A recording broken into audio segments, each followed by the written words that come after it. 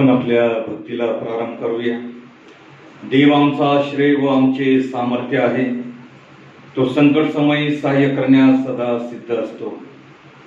म्हणून पृथ्वी उलटी पालती झाली, पर्वत कोसळून सागर तळी बुडाले, सागराच्या लाटा गरजून उसळल्या, त्याच्या उचलण्याने पर्वत हल्ले, तरी आम्ही भिणार नाही. सेनाधीश परमेश्वर आमच्या बरोबर आहे. याकोबाचा देव आमचा आश्रय आहे. प्रार्थना करूया. प्रेमळ ईश्वरा, दयाघना, आम्ही तुझे अत्यंत आभार मानतो. सर्व मान सन्मान गौरव आम्ही तुझ्या अति पवित्र थोरण आम्हाला देतो. देवापा, गेल्या सप्तभर तुझ्या अद्भुत सामर्थ्याने तू आमचा सांभाळ केलास आणि पुन्हा एक बार आमच्या जीवनाला हा पवित्र वाद जोडलास. आहे त्या स्थितीत तुझ्या पवित्र चरणाशी नतमस्तक होऊन आलेला असताना तुलाच आम्ही साष्टांग दंडवत घालतो देवापा, आणि तुला हा उपकार स्तुतीचा यज्ञ समर्पण करतो. तू केलेले सर्व उपकार, तू केलेल्या चांगलपणाबद्दल आम्ही मनोभावे कृतज्ञपणे देवापा तुला हा यज्ञात अर्पण करतो. देवापा, याचा सुगंध तुला प्राप्त हो. गुरुदेवापा, जगभरामध्ये जितपुट्याच्या प्रार्थना उपासना झाली त्या सर्व तुझ्या अद्भुत सामर्थ्यात आशीर्वादाच्या सफळ संपन्न कर. इथे जमलेल्या तुझ्या प्रत्येक लेकराला तुझा पवित्र स्पर्श तू कर. या ठिकाणी जरी आम्ही रिक्त आलेलो आहोत तरी तुझ्या पवित्र आत्म्याच्या सामर्थ्याने आम्हा प्रत्येकाला तू स्पर्शित कर आणि येणाऱ्या सप्तकामध्ये तुझी विशेष कृपा आम्हा सर्वांना तू करो. सर्वांवर तुझा आशीर्वाद असू दे. इथून पुढचा वेळ तू आपल्या पवित्र हातामध्ये घे. तानारा उद्धार प्रवेश ख्रिस्त याच्या गोड आणि प्रेमात मागत आहे म्हणतोय ईश्वरा, आमेन. परमेश्वराच्या गौरवार्थ आपण गीत गाऊया आणि उपासना संगीतामधून गीत क्रमांक 478 हे गाऊया. विश्रांती वारई. विश्रांती वारई आम्हाला शवी, चिंता व भार घे सुंदर तेजस्वी, ईसान थोर सारे दीनी अवंदिते, त्रेक्यास हर्ष भरे संगीते अर्पिती, प्रकाश निर्मियेला देवाने यादिनी, उत्थान तारायाला ख्रिस्ताचे यादिनी, प्रवेश शुद्धात्म्याचा झाला यादिनी, ऐसा त्रिप्रकाशाचा प्रसाद यादिनी, आजी उतरे माना श्रमी राष्ट्रावरी, पवित्र समाजाना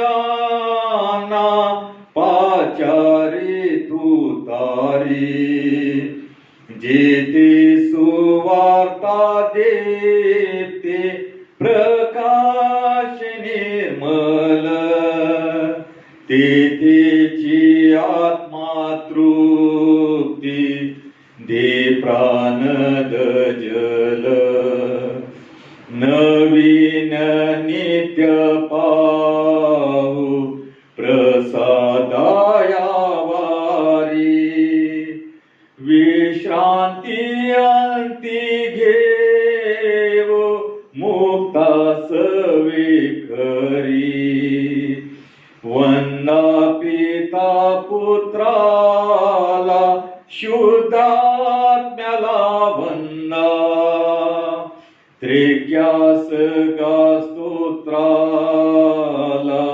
हे मंडळी सदा. आपण उभे असताना ख्रिस्तांचा मतांगीकार म्हणूया.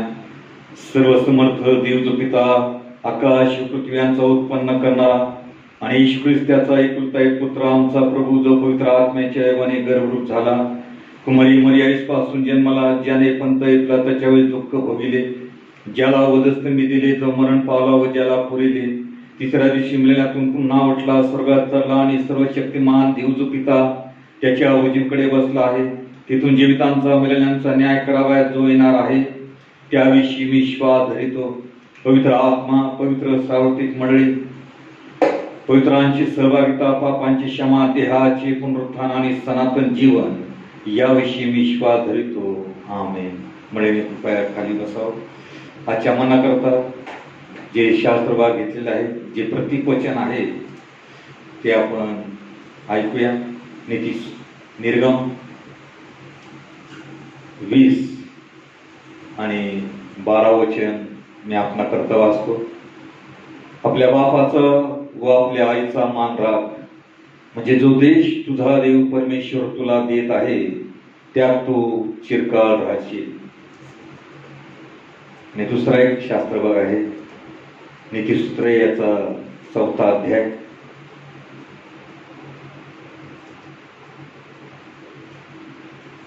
आणि 1 ते 4 पर्यंतची वचन आपण ऐकूया.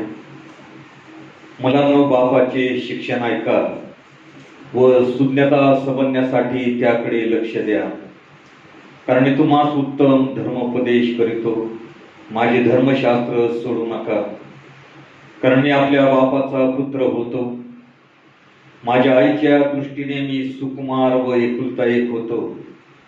ती मला शिकवी व म्हणे, माझी वचने तुझ्या चित्ती राहोत. तू माझ्या आज्ञा पाळ व दीर्घायू हो. देवाकडे वाचलेली ही वचनं आम्हा करता आशीर्वादाची करो. त्याच्या पवित्र नामाला मान, महिमा आणि गौरव इथून पुढे सदा सर्व काळ असो. आमेन. त्यावेळेस आपण मदतीच्या प्रार्थनेकडे वळूया आणि मदतीच्या प्रार्थनेद्वारे आपण आपल्या विनंत्या परमेश्वराला सादर करूया. प्रेमळ ईश्वरा, दया घना, मी तुझ्या अत्यंत आभार मानतो, तुझी उपकार स्तुती करतो, तुझ्या पवित्र नामाचा जे घोष करतो. दया घना, अखिल विश्वाचा, चराचराचा निर्माण करता, नियंत्रण करता आणि आम्हा मानवाचा देखील निर्माण करता तू आमचा प्रेमळ पिता आहे. ईश्वर, तुझं गुणगौरव करावं, तुझी स्तुती आराधना करावी, तुला साष्टांग दंडवत घालावं. इतका तू महान, सामर्थ्याने ज्ञाती, पवित्र आणि जिवंत देव आहे. तुझी कृपा आम्हा मर्त्य मानवावर आहे आणि त्या कृपेमुळेच आजपर्यंत या सद्य परिस्थितीमध्ये, या वर्तमान युगामध्ये तू आमचा सांभाळ करीत आहेस. म्हणून आम्ही तुझे अत्यंत आभार मानतो.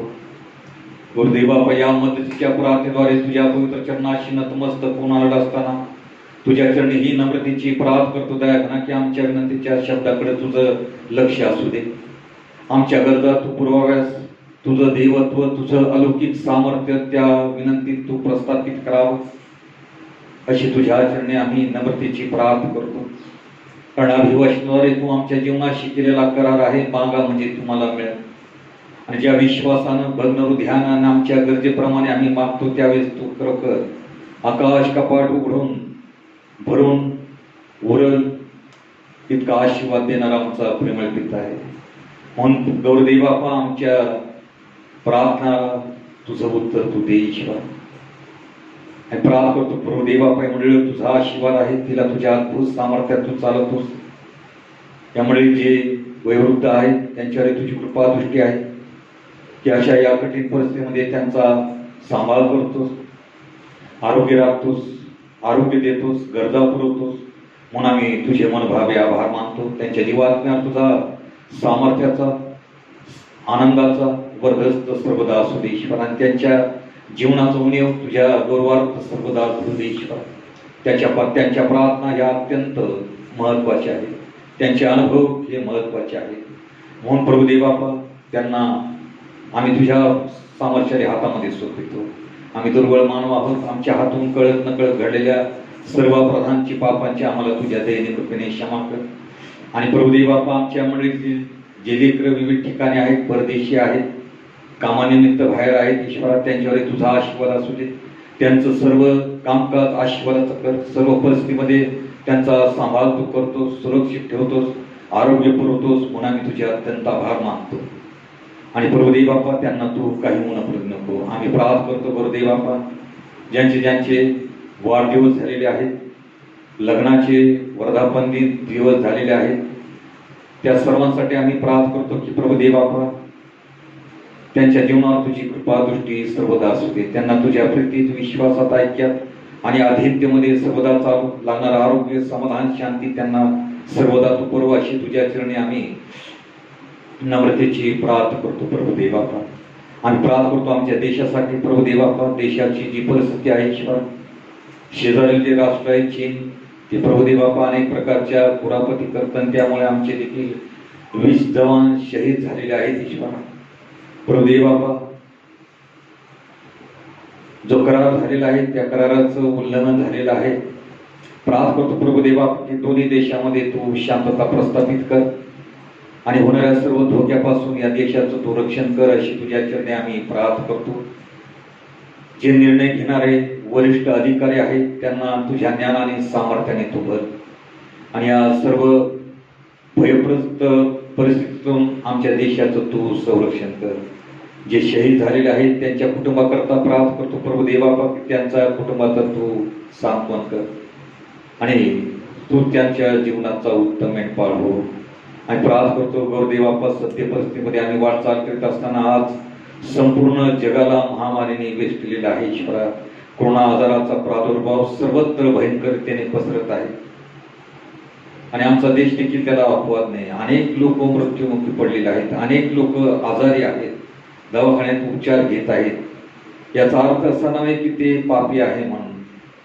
म्हणून प्रभुदेव बाप्पा, आम्ही सतर्क, सावध व्हावं दयाळना आणि आम्ही देखील सर्वदा तुझ्या कृपाच्या प्रकालीच असावं असा आशीर्वाद आम्हाला तू दे.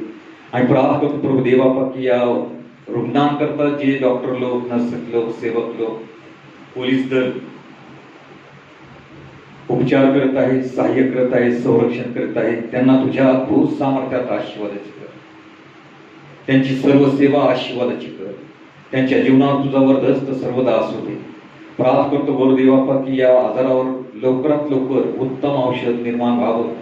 म्हणजे संशोधन करत आहेत त्यांना लागणारं ज्ञान तू पुरव, त्यांना लागणारं मन अंतकरण तू दे आणि प्रभुदेव बाप्पा हा सर्व आजार आटोक्यात आणावा अशी तुझ्या चरणी आम्ही नम्रतेची प्रार्थना करतो. त्याप्रमाणे देशाची पंतप्रधान, महाराष्ट्र सरकार जे जे आदेश आम्हाला वेळोवेळी देतात त्या नियमांचं आम्ही पालन करावं आणि सुरक्षित आम्ही राहावं म्हणून प्रभुदेव बाप्पा आमचं तू सहाय्य कर. जे वचन आम्हाकरता येणार ते आम्हाकरता आशीर्वादाचं कॉन्फरन्स सन्माननीय बिशप साहेब, मॅडम, DS वर्ग, पालखी वर्ग, मिशनरी, डिकनेसेस, सेवक वर्ग या सर्वांना तुझ्या अद्भुत सामर्थ्यात तू सत्य परिस्थितीमध्ये चालवतो म्हणून आम्ही तुझे आभार मानतो. विवेक राठोड यांना तुझी आज्ञा झालेली ईश्वर, त्यांच्या जाण्यामुळं, त्यांच्या अकाली निधनामुळं त्यांच्या कुटुंबावर मोठा आघात झालेला आहे. त्या कुटुंबाला आम्ही तुझ्या सामर्थ्याच्या हातामध्ये सोपवितो. त्यांचं सांत्वन तू कर प्रभुदेव बाप्पा आणि त्या कुटुंबाबरोबर सदैव तू राहा अशी तुझ्या चरणी आम्ही नम्रतेची प्रार्थना करतो. आम्ही दुर्बळ मानव आहोत, आम्ही तुझ्या आश्रयाला आहोत ईश्वरा. ज्या विश्वासानं आम्ही तुझ्याकडे पाहतो त्या विश्वासाचं प्रतिफळ आम्हाला तू देतो, आमचा सांभाळ करतोस, आम्हाला तुझ्या कृपाच्या प्रकारे सुरक्षित ठेवतोस, आरोग्य पुरवतोस म्हणून आम्ही तुझे आभार मानतो.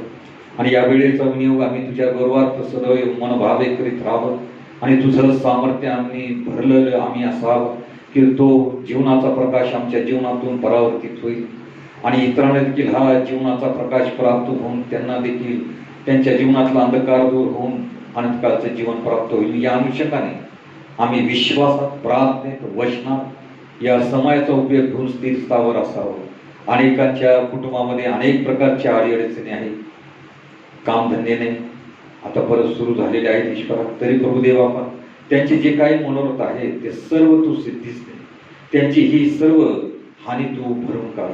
आमचा विश्वास असाच असावा, जरी योगसज्जेष्ठप्रमाणे तो म्हणतो, जरी कसल्याच प्रकारचं उत्पन्न नसलं, द्राक्षाचं नसलं, मेंढवाड्यात मेंढरं जरी नसली, तरी देखील आम्ही आमचा विश्वास त्या दयाघनाकडेच केंद्रित करू. त्या विश्वासात एकनिष्ठतेने त्याजवळ मनभावे प्रीती करू. तो देव आमचा सांभाळ करेल, तो देव आमची तरतूद करेल, तो देव आमच्या सर्व गरजा त्याच्या सुखे भांडारातून त्याच्या वेळेनुसार करू. या विश्वासात आम्हा प्रत्येकाला स्थिर स्थावर कर. जे वचन आम्हा करता येणार आहे ते देव बाप्पा सांगण्यास समजण्यास तुझा आत्मा आम्हाला तारणारा उद्धार प्रवेश ख्रिस्त याचे गोड आणि प्रेरणावाद मागत आहे म्हणते ईश्वरा. आमेन.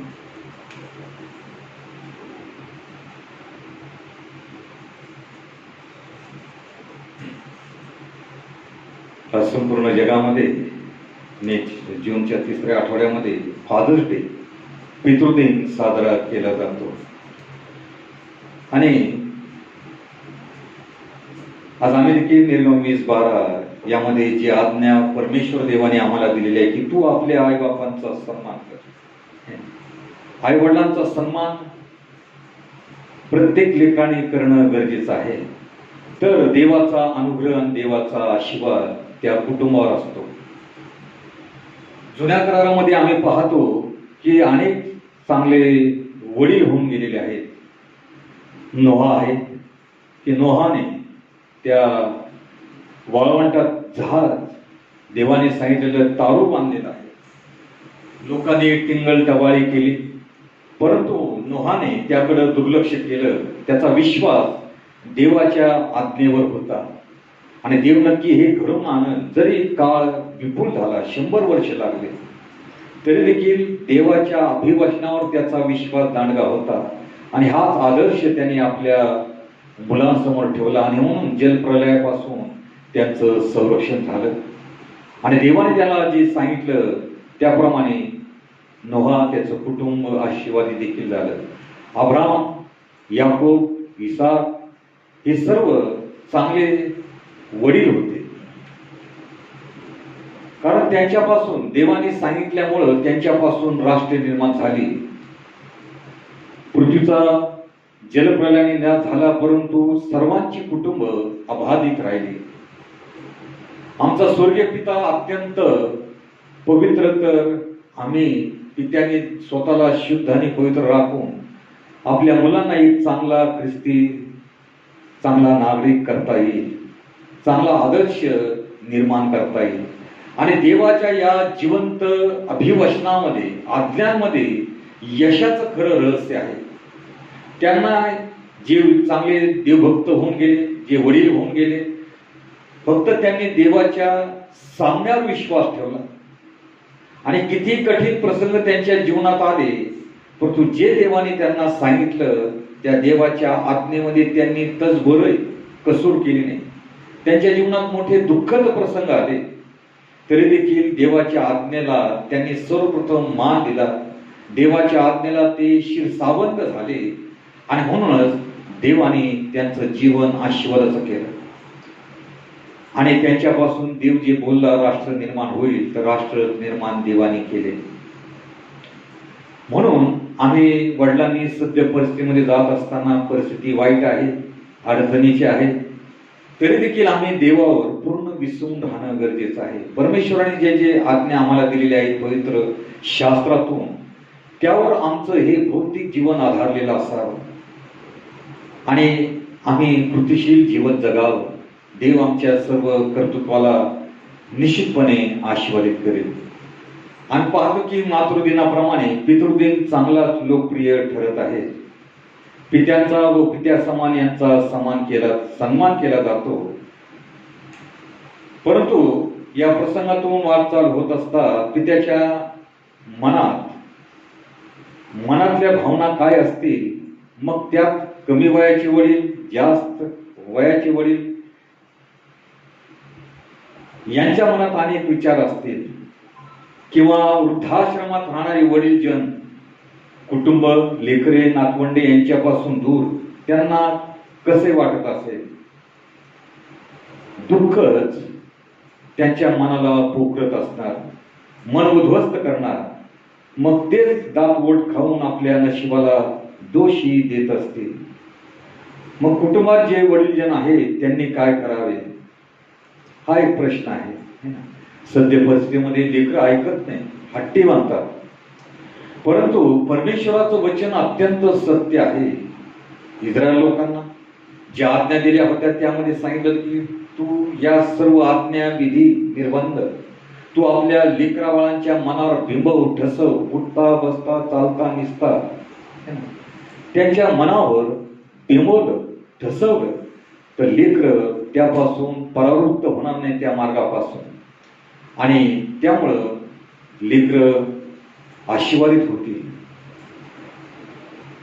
म्हणून हा जो फादर्स डे आहे, ॲना जर्विस, याआधी एक कुटुंब होतं आणि त्या कुटुंबाला 6 मुली होत्या आणि त्या 6 मुलींची आई अचानक जग सोडून गेली. त्या वडिलांनी मोठ्या कष्टाने 6 मुलींचं पालन पोषण केलं. त्यातली एक मुलगी की तिने ही विनंती ॲना जर्विस त्यांना सांगितली, कारण ॲना जर्विस यांनी मदर्स डे चालू केला होता आणि 1910 पासून YMCA ऑफ वॉशिंग्टन अमेरिका येथून 3 जूनचा आठवडा रविवार हा फादर्स डे म्हणून पाळला जात आहे.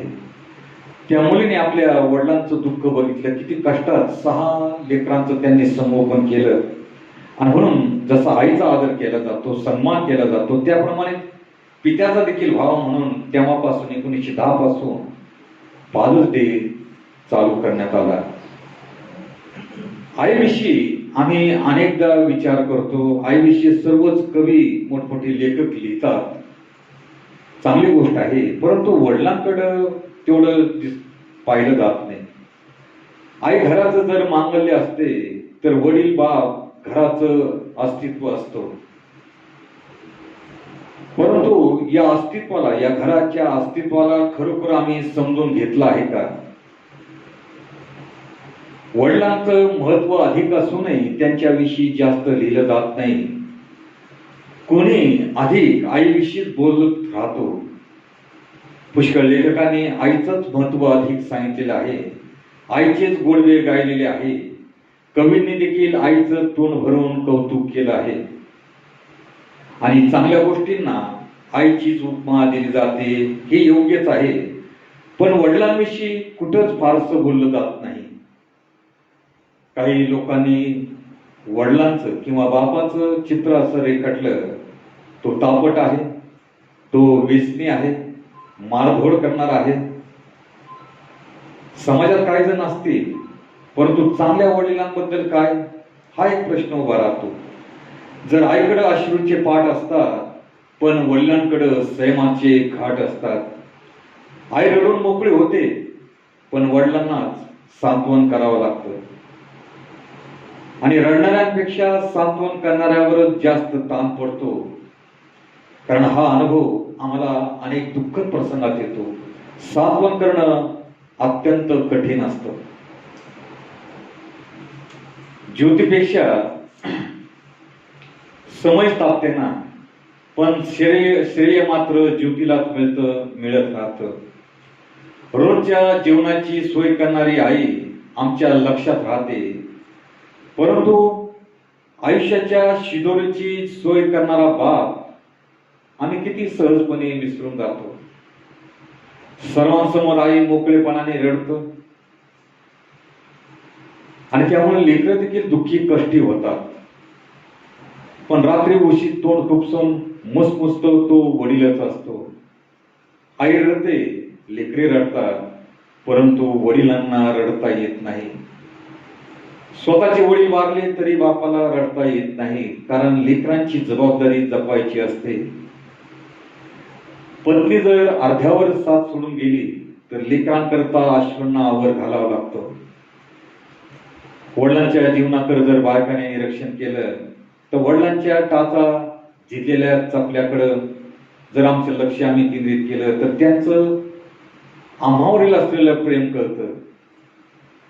त्यांची छिद्र पडलेली बनियन बघितली तर कळतं आमच्या नशिबाची छिद्र त्यांच्या बनियनला पडलेली आहेत.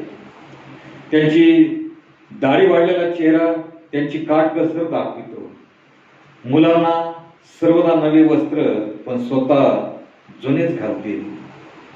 आजची लेकरं आधुनिक जगात वावरणारी, अनुकरण करणारे ब्युटी पार्लरमध्ये पुष्कळ पैसा खर्च करतील, पण बाप दाढीचा साबण संपला तर धुण्याच्या साबणाने दाढी करतो. तो आजारी पडला तर पटकन दवाखान्यात कधी जात नाही, आजाराला घाबरत नाही, कारण डॉक्टर महिनाभर आराम करायला सांगतील याची भीती त्यांना असते आणि कुटुंबाची सर्वच योजना बिघडून जाईल. त्याच्या मागे बरेच कारण असतात, ध्यास लागलेला असतो. लेकरांचं भवितव्य घडवण्याचा विचार त्यांच्या अंतरी सर्वदा चालू असतो. लेकरं वाढत असताना ही एक जबाबदारी ते जगले जात असतात. तरुण मुलीचं लग्न, मुलांचं शिक्षण, घरामध्ये उत्पन्नाचं दुसरं साधन नसतं. ऐपत नसली तरी मुलाला मेडिकलला, इंजिनिअरिंगला प्रवेश मिळवून दिला जातो. ओढाताण सहन करून त्या मुलाला दर महिन्याला पैसे पाठवले जातात. आईच्या असण्याला होण्याला बापामुळेच खरा अर्थ असतो. कोणताही निकाल लागल्यावर आई जवळची वाटते, कारण ती जवळ घेते, कवटाळते आणि प्रत्येक लेकराचं कौतुक करते. परंतु वडील गुपचूप पेड्यांचा पुडा आणणारा हा बाप कोणाच्या लक्षात राहत नाही. पहिले मातृत्व लाभलेल्या मातेचं फार कौतुक होतं, पण दवाखान्याच्या आवारात अस्वस्थपणे वावरणारा व डॉक्टरांशी संवाद साधणाऱ्या त्या बाळाच्या बापाची कोणी दखल घेत नाही. चटका बसला तर आई हा शब्द बाहेर पडतो आणि एखादा ट्रक जर जवळ येऊन अचानक जोराने ब्रेक लावतो तेव्हा बापरे हा शब्द बाहेर पडतो. मुलाच्या नोकरीसाठी साहेबांपुढे लाचार होणारा बापच असतो.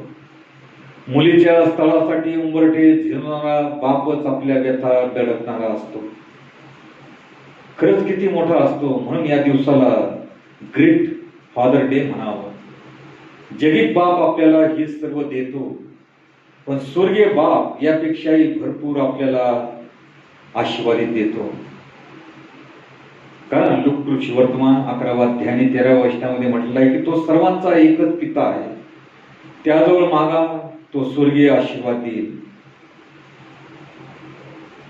आजची परिस्थिती, ज्या समयात ज्या परिस्थितीमध्ये आम्ही जीवन जगत आहोत, आज सर्व राहणीमान, वातावरण, विचार यामध्ये फार मोठं बदल घडलेला आहे. आजची पिढी अतिशय हुशार आहे. ती ऐकत नाही, सोयीच्याला स्वीकारतात. त्यांना उपदेश सल्ला नको असतो. आणि म्हणून आपल्या लेकराने आपल्याला उद्धटपणे बोलू नये. अपमानाचा शब्द जो बापाच्या जिव्हारी लागतो तो आपल्या कानी पडू नये याकरता प्रत्येक पित्यानं देवाकडे पाहणं गरजेचं आहे. देव वचनाकडे पाहणं गरजेचं आहे. देवाने ज्या ज्या आज्ञा दिलेल्या आहेत त्या आज्ञाचं पालन होणं गरजेचं आहे. म्हणून पित्याला, कुटुंब प्रमुखाला, घराचं राखणदार, पहारेकरी असं म्हटलेलं आहे की त्याने जर आपली घरामध्ये प्रार्थनेची विधी उभारली तर त्या घराला देवाचा आशीर्वाद सर्वदा लाभेल. परमेश्वर देवाने देखील ही अपेक्षा कुटुंब प्रमुखाद्वारे केलेली आहे. म्हणून आजच्या परिस्थितीमध्ये लेकरं ऐकत नाही ही बोंब सर्वत्र असते. लेकरं जेवत नाही, प्रकृतीकडे दुर्लक्ष करतात, अनेक तक्रारी ऐकायला येतात. त्याचं कारण एकच आहे की आम्ही अधिक लाड लेकरांचा करतो आणि छेडीपासून त्यांना वंचित ठेवतो. परंतु शर्मन दादा म्हणतो की त्याला छेडी मारण्यापासून आपला हात आवरू नको, त्याला धाक बसत, धाकही बसवता येईल, प्रीती करता येईल आणि लेकरांना चांगले संस्कार देखील घडवता येईल. म्हणून प्रत्येक वडिलांनी परमेश्वराच्या इच्छेवर अवलंबून राहणं अत्यंत गरजेचं आहे. प्रार्थनामय जीवन जगणं गरजेचं आहे. आणि देवाने ज्या आज्ञा दिलेल्या आहेत त्याप्रमाणे मुलाबाळांच्या मनावर त्या आज्ञांचा प्रभाव जर टाकला, ठसवलं तर आयुष्यभर त्यांच्या मनात त्या खोलवर रुजवर जातील. आणि निश्चित त्याच आज्ञा त्यांना जीवनात मार्गदर्शन करणाऱ्या ठरतील आणि त्यांचं भवितव्य घडणारं घडतील. कारण जे वडील होऊन गेले नोहा, अब्राहम, इसाक, याकूब यांनी देवाचा शब्द ऐकला, मानला, स्वीकारला आणि त्याप्रमाणे सर्व परिस्थितीमध्ये ते चालले. आणि म्हणून देवाने त्यांचं आज्ञापालन पाहून, त्यांचा त्याग पाहून, त्यांचं समर्पण पाहून त्यांना आशीर्वादित केलेलं आहे. आजच्या जगामध्ये राहणं कठीण आहे, महागाई भयंकर वाढलेली आहे. आणि म्हणून परमेश्वराने जो समय आम्हाला दिलेला आहे त्या समयाचा आम्ही विनियोग करून प्रत्येक वडिलांनी घरामध्ये प्रार्थनेची वेदी उभारणं गरजेचं आहे. देवाकडेच आमचं घराणं आम्ही मांडणं गरजेचं आहे. तो देव आमच्या सर्व कार्याला, कामाला, योजनेला सफल संपन्न करणार आहे. म्हणून ज्याप्रमाणे हे वडील आशीर्वादित झाले, त्यांनी आदर्श आमच्या समोर ठेवला की सर्व परिस्थितीमध्ये आम्ही देवाचं गौरव करावं, देवाच्या आज्ञांचं पालन करावं. देव आशीर्वाद देणार आहे. जे वचन अभिवचन तू देतो की तुझ्यापासून मी राष्ट्र निर्माण करेल, अब्रामाला देव बोलतो आणि तोच देव अब्रामाला सांगतो की तुझ्या एकुलत्या एक पुत्राचं, इसाकाचं मला अर्पण कर. अर्पण करण्यास हा बाप तयार आहे. म्हणजे देवाच्या आज्ञेचं त्यांनी पालन केलं. म्हणून दूत त्याला म्हणतो, अरे तू आपल्या एकुलत्या एक पुत्राचं अर्पण करण्यात देखील माघार घेतली नाही. म्हणून तो आशीर्वादित ठरला, कारण त्यांचं लक्ष अनकालच्या स्वर्गस्थानाकडे केंद्रित होतं. आणि म्हणून त्यांचं लक्ष देवाच्या आज्ञेकडे होतं. त्यांचा विश्वास त्या जिवंत देवावर होता. आणि देव इसाकाला वाचवल हा अब्रामाचा देखील विश्वास असावा. जर इसाकच संपला तर मग देव राष्ट्र निर्माण कसा करल, हा विचार देखील अब्रामाच्या अंतरी असावा. त्या अनुषंगाने प्रत्येक पित्यानं जर परमेश्वराशी जडलेलं राहिलं तर देवाचा अनुभव प्रत्येक कुटुंबाला आल्याशिवाय राहू शकणार. आमची लेकरं उद्धड होणार नाही, आमची लेकरं वाम मार्गाला लागणार नाही, आमची लेकरं आम्हाला सन्मानित निश्चितपणे करेल. देवाकरो या औषधारे तुम्हाला मला आशीर्वाद देऊ आणि सर्वांना हा फादर डे आनंदाचा, सुखाचा आणि समानाचा जावा. यावेळेस आपण आपलं दान परमेश्वराला अर्पण करीत असताना उपासना संगीतामधून गीत क्रमांक 506 हे गाऊया. त्याचं पहिलं आणि शेवटचं चरण गात असताना आपण आपलं दान परमेश्वराला अर्पण करू. तन मन धन प्रभू तव चरणी, तन मन धन प्रभू तव चरणी, सकल तुझे तोची दिलेसी, अघटित तव करणी, तन मन धन प्रभू तव चरणी.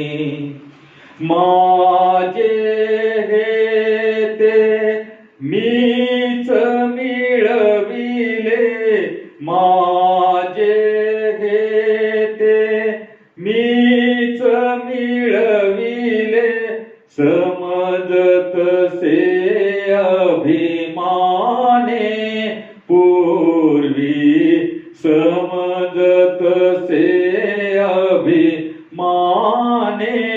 पूर्वी, आता खेद मनी, तन मन धन प्रभू तव चरणी.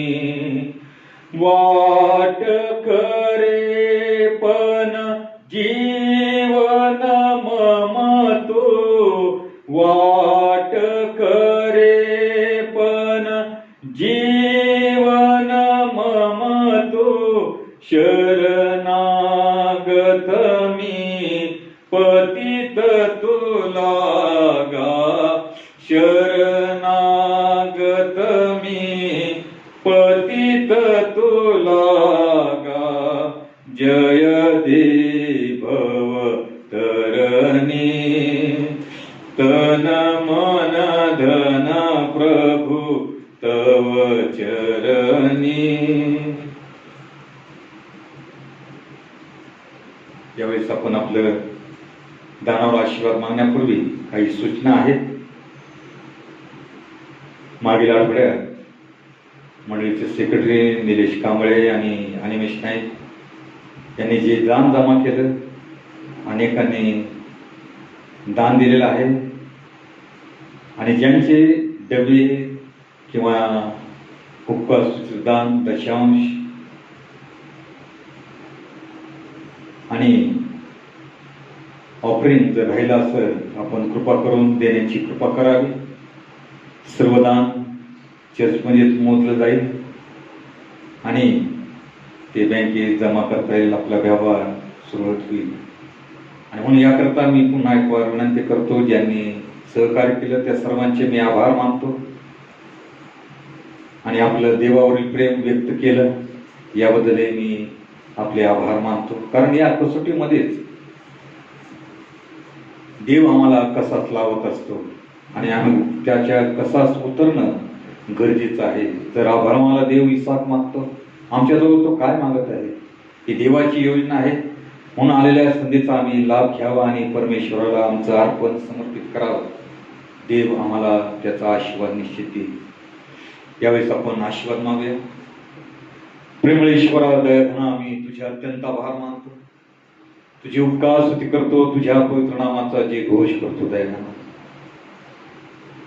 तुझ्यावरील प्रीतिस्तव, तुझ्यावरील विश्वासस्तव, तुझ्या प्रिय लेखाने तुझ्या गर्वार्थ तुझ्या भांडवलात जे अर्पण केले आहे त्या दानावर तुझा आशीर्वाद असू दे आणि त्या दानाचं विनियोग तुझ्या विराजाच्या सेवेसाठी करू दे. ईश्वर, हे दान तू आशीर्वाद केलंस म्हणून आम्ही तुझे आभार मानतो, तुझी उपकार स्तुती करतो, तुझ्या पवित्र नामाचा जे घोष करतो. या ठिकाणी जरी आम्ही रिक्त आलेलो आहोत तरी तुझ्या आशीर्वादाने आम्हाला तू तृप्त कर. प्रभू देवापा, आम्ही आज फादर डे साजरा करीत असताना आमच्या जीवनामध्ये अनेक प्रकारच्या जबाबदाऱ्या आहेत.